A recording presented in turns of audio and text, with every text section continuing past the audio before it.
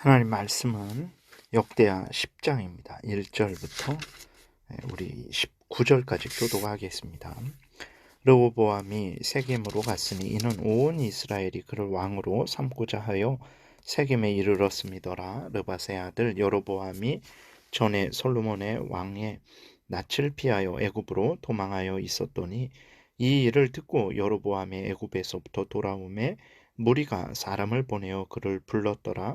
여로보암과 온 이스라엘이 와서 르호보암에게 말하여 이르되 왕의 아버지께서 우리의 멍에를 무겁게 하였으나 왕은 이제 왕의 아버지께서 우리에게 시킨 고역과 매운 무거운 멍에를 가볍게 하소서. 그리하시면 우리가 왕을 섬기겠나이다. 르호보암이 그들에게 대답하되 3일 후에 다시 내게로 오라 하매 백성이 가니라. 르호보암 왕이 그의 아버지 솔로몬의 생전에 그 앞에 모셨던 원로들과 의논하여 이르되 너희는 이 백성에게 어떻게 대답하도록 권고하겠느냐 하니 그들이 대답하여 이르되 왕이 만일 이 백성을 후대하여 기쁘게 하고 선한 말을 하시면 그들이 영원히 왕의 종이 되리이다.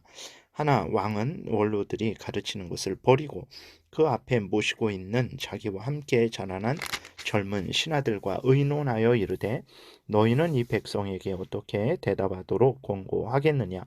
백성이 내게 말하기를 왕의 아버지께서 우리에게 매운 멍에를 가볍게 하라 하였느니라 하니 함께 자라난 젊은 신하들이 왕께 말하여 이르되 이 백성들이 왕께 아뢰기를 왕의 아버지께서 우리의 멍에를 무겁게 하였으나 왕은 우리를 위하여 가볍게 하라 하였은즉 왕은 대답하시기를 내 새끼 손가락이 내 아버지의 허리보다 굵으니 내 아버지가 너희에게 무거운 멍에를 매게 하였으나 이제 나는 너희의 멍에를 더욱 무겁게 할지라. 내 아버지는 가죽 채찍으로 너를 치셨으나 나는 정갈 채찍으로 하리라 하소서 하더라. 3일 만에 여로보암과 모든 백성이 르호보암에게 나왔으니 이는 왕이 명령하여 이르기를 3일 만에 내게로 다시 오라 하였습니다. 왕이 포악한 말로 대답할세 르호보암이 원로들의 가르침을 버리고 젊은 신하들의 가르침을 따라 그들에게 말하여 이르되 내 아버지는 너희의 멍에를 무겁게 하였으나 나는 더 무겁게 할지라. 내 아버지는 가죽 채찍으로 너희를 치셨으나 나는 정갈 채찍으로 치리라 하니라.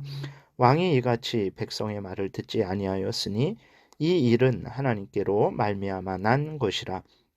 여호와께서 전에 실로 사람 아히야로 하여금 느밧의 아들 여로보암에게 이르신 말씀을 응하게 하심이더라. 온 이스라엘은 왕이 자기들의 말을 듣지 아니함을 보고 왕에게 대답하여 이르되 우리가 다윗과 무슨 관계가 있느냐. 이새의 아들에게서 받을 유산이 없도다. 이스라엘아 각각 너희의 장막으로 돌아가라. 다윗이여 이제 너는 내 집이나 돌보라 하고 온 이스라엘이 그들의 장막으로 돌아가니라. 그러나 유다 성읍들에 사는 이스라엘 자손들에게는 르호보암이 그들의 왕이 되었더라. 르호보암 왕이 역군의 감독 하도람을 보냈더니 이스라엘 자손이 저를 돌로 쳐 죽인지라. 르호보암 왕이 급히 수레에 올라 예루살렘으로 도망하였더라. 이에 이스라엘이 다윗의 집을 배반하여 오늘까지 이르니라. 아멘. 기도드리겠습니다. 하나님, 이 시간 하나님 말씀을 전하고 듣습니다. 성령께서 역사하셔서 우리를 향한 하나님의 뜻을 잘 깨달아 알게 도우시고 하나님께서 성경을 통해서 알려주시는 대로 믿고 따르게 도우소서. 그 길이 생명길이 될 줄을 믿사오니 우리를 인도하여 주옵소서. 예수님 이름으로 기도드렸습니다. 아멘. 오늘 본문에서는 이제 솔로몬의 범죄로 인해서 솔로몬의 아들 르호보암 왕 때 이스라엘이 남북으로 갈라지는 형벌을 받는 내용이 기록되어 있어요. 이스라엘이 이렇게 남북으로 북쪽에 10지파, 남쪽에 이제 유다와 베냐민 지파 이렇게 해서 남북으로 갈라지게 된 원인은 솔로몬의 죄악 때문입니다. 열왕기상 11장에 보면 솔로몬이 하나님을 떠나 우상을 섬기는 죄를 범함으로 말미암아서 하나님께서 이스라엘을 이렇게 남북으로 나눌 것임을 선언을 하셨어요. 열왕기상 11장 11절부터 이렇게 기록되어 있습니다. 여호와께서 솔로몬에게 말씀하시되 내게 이러한 일이 있었고 또 내가 내 언약과 내가 내게 명령한 법도를 지키지 아니하였으니 내가 반드시 이 나라를 내게서 빼앗아 내 신하에게 주리라.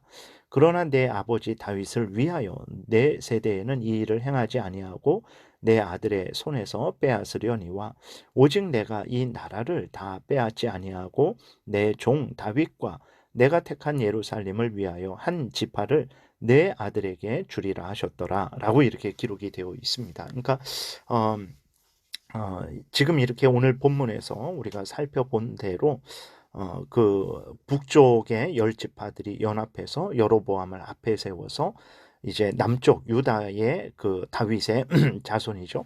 솔로몬의 아들 르호보암 왕을 반역하게 한 그 근본적인 원인이 어디 있냐 그랬을 때 그것은 하나님의 형벌에 있는 거죠. 그럼 하나님께서 왜 그러한 형벌을 내리셨냐 했을 때 그것은 솔로몬의 죄악 때문에 이렇게 된 것입니다. 솔로몬의 죄악에 대해서 형벌이 이제 내려지게 되는 거죠. 남북이 갈라지게 되는데 이렇게 하나님의 형벌이 이루어지는데 어떻게 이루어지냐? 르호보암의 어리석음과 이스라엘 백성들의 완악함을 통해서 이 하나님의 뜻이 이루어지게 되는 것입니다. 그러니까 솔로몬이 초기에는 지혜롭게 온 나라를 정비했습니다. 지혜롭게 백성들을 다스렸죠. 그 백성들이 참으로 복된 삶을 살았어요. 그러나 솔로몬이 하나님을 멀리했죠. 우상을 섬겼습니다. 여자들의 그 쾌락에 빠졌어요. 그렇게 되니까 솔로몬이 이제 지혜롭지 못하게 되는 거죠.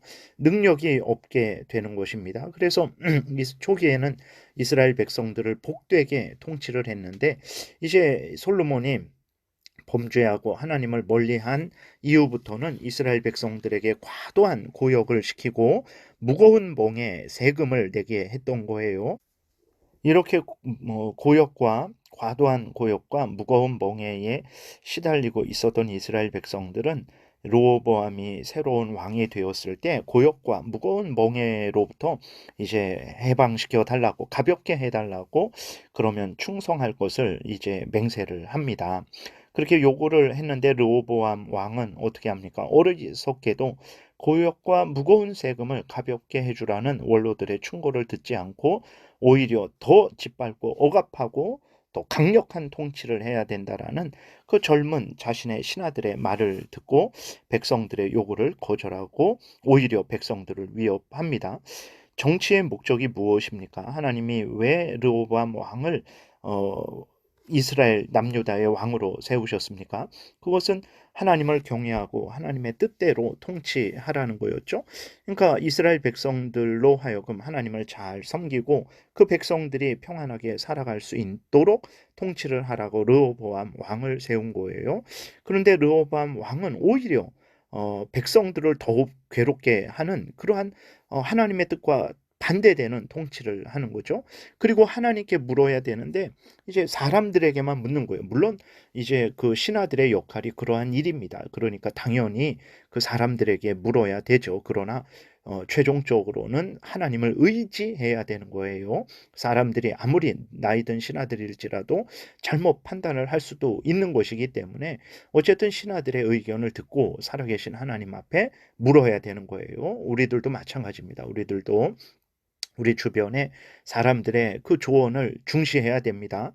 그것을 중요하게 듣고 잘 판단을 해야 되는 거예요. 무시하면 안 됩니다.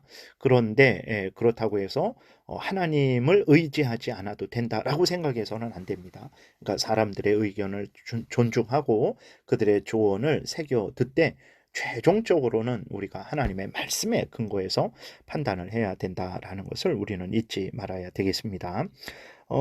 그 결국은 하나님의 뜻을 따르지 않고 하나님을 최종적으로 의지하지 않고 어리석게도 또 더더군다나 나이든 신하들의 그 조언을 듣지 않고 젊은 혈기왕성한 그러한 아직 인생의 경험이 없는 정치적인 경험이 없는 그러한 젊은 신하들의 말만 듣고 어떻게 됩니까? 결국은 백성들을 위협했다가 그 백성들이 반역을 일으키는 원인을 제공하게 된 거죠.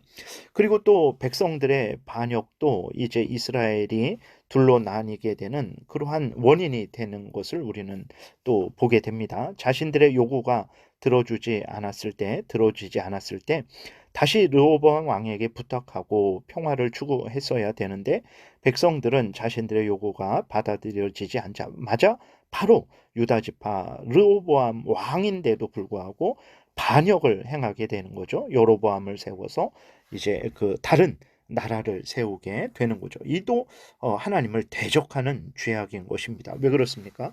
하나님은 유다 지파 다윗 자손들이 왕이 되는 것을 통해서 이제 그 이스라엘을 다스리려고 하셨고, 그리고 또 그 후손 중에서 예수 그리스도가 오게 하시는 그 뜻을 지금 실현하고 계신데, 이러한 하나님의 뜻에 거역하고 하나님의 뜻에 동참하지 않겠다라고, 순종하지 않고 복종하지 않겠다라고 그들은 하나님을 멀리한 거죠. 그래서 자신들의 새로운 나라를 추구하는 거예요.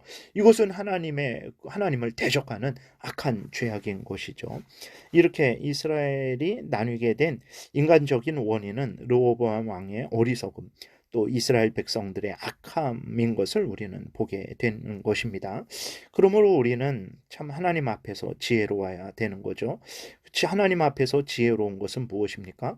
하나님을 경외하고 의지하고 하나님의 말씀을 따라 살아가는 거예요. 이것이 하나님 앞에서 지혜로운 일이 되는 것입니다. 그래야 분열의 원인을 제공하지 않을 수 있었던 거죠. 그러니까 하나님의 뜻은 이제 그 형벌로서 이스라엘 백성들에게 남과 북이 나뉘게 되는 그거 형벌을 내리는 건데, 그 형벌이 이루어지는 것은 어떻게 된 것입니까? 죄도 없는 이스라엘 백성들에게 하나님이 억지로 강제로 그렇게 내리신 것이 아니라 바로 그들의 죄값으로 그렇게 이루어지게 된 거예요.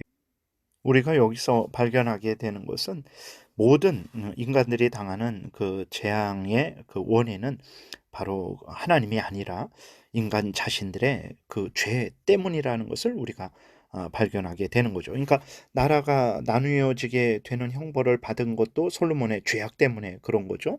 그리고 또 실제로 나라가 나누어지게 된 것도 르호보암의 죄악 때문이고, 또 북쪽의 열 지파의 죄악 때문이라는 것을 우리가 확인하게 됩니다.